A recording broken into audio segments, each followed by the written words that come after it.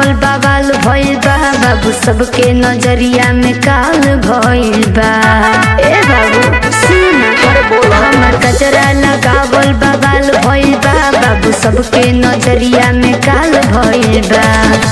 फिदा बा लोग कैसे जाई बजरिया में, जाई बजरिया में।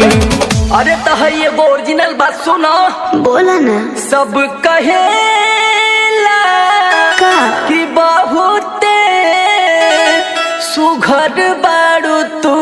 अच्छा। टोना हो टोना लागे न काची उमरिया में, टोना लागे न काची उमरिया में। गाजर लगा ले।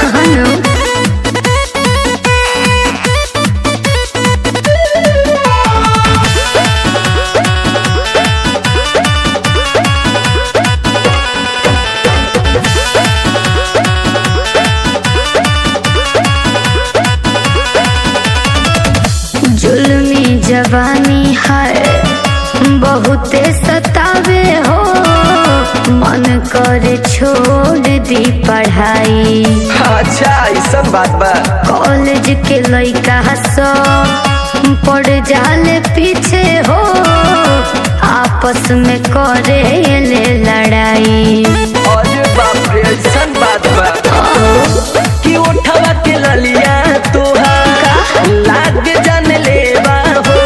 अच्छा। कि पौआ के पायल तोहार सूते नहीं देला हो। गजरा सजावल गोड़ल सबके नजरिया में, सबके नजरिया में। एकदम बबाले बा। अच्छा। सुनो कहा सब कहेला कि बहुते सुघर बारू तू।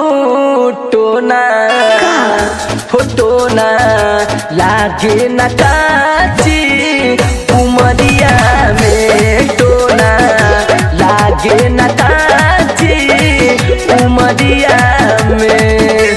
तू हमार टेंशन छोड़ दे। काहे हो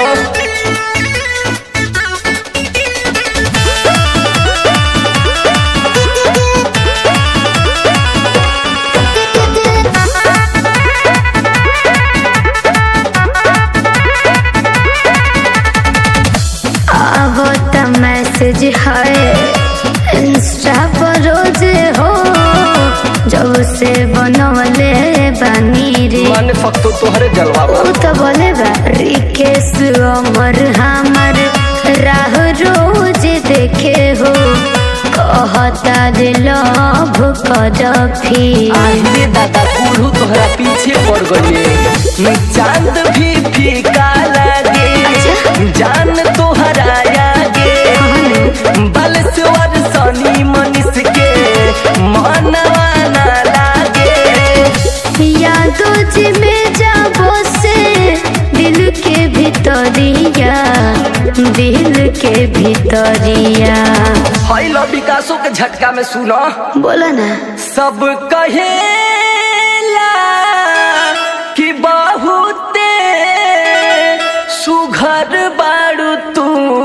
टोना हो टोना लागे न काची उमरिया में, टोना लागे न काची उमरिया में। ही तो टेलर है, पूरा फिल्म तो बाकी है। अब का खोल के देखेबे कर।